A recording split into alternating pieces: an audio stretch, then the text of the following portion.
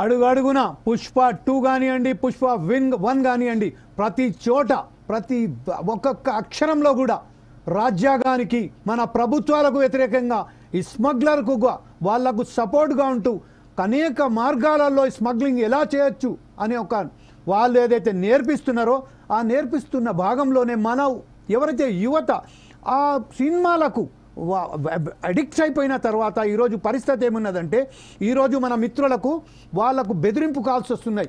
ఎక్కడికి వెళ్ళినా కూడా షాడో టీమ్స్ వాళ్ళు వెనకాల పడుతున్నాయి. వాళ్ళు బయటికి రావడానికి కూడా భయపడుతున్నారు. అదే నేపథ్యంలో ఇప్పుడు ఏదైతే కాల్స్ వస్తున్నాయో దాని డాటా కూడా మనం ఫోర్స్ ఐస్ టీవీ ద్వారా సంపాదించాము. అది కూడా మేము ఈ స్క్రీన్ మీద పెడుతున్నాం.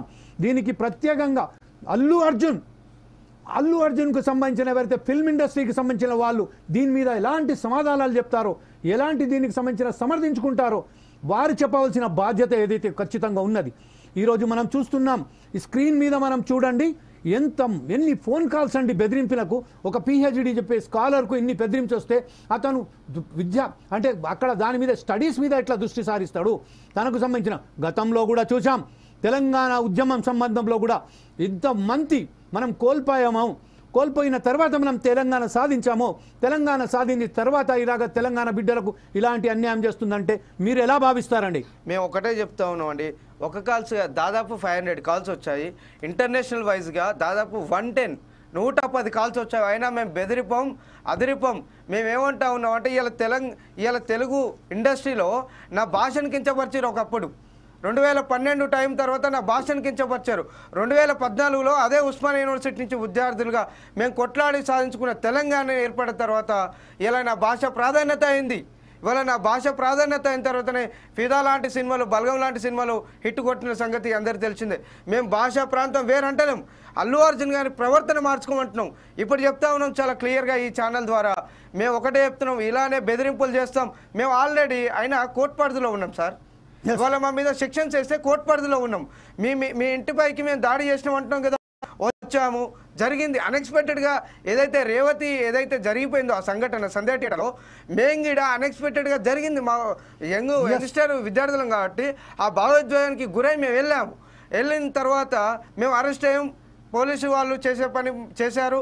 కోర్టు మాకు ఇచ్చింది కదా, లాండ్ ఆర్డర్ ఒప్పుకున్నది.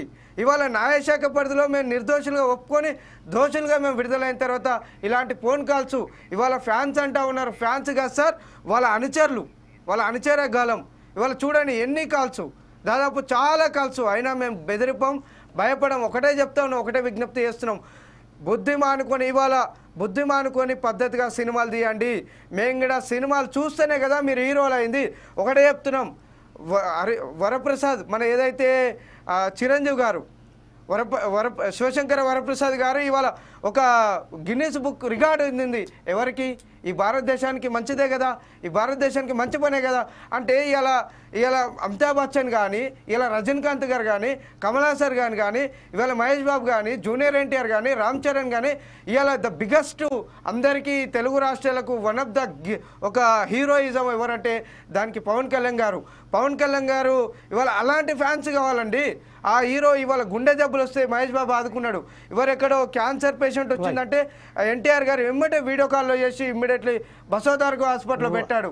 ఇలా బాలకృష్ణ గారు బసవతారకం పెట్టి ఎంతమంది అంటే మాకు హీరోలకు శత్రువులు కాదు.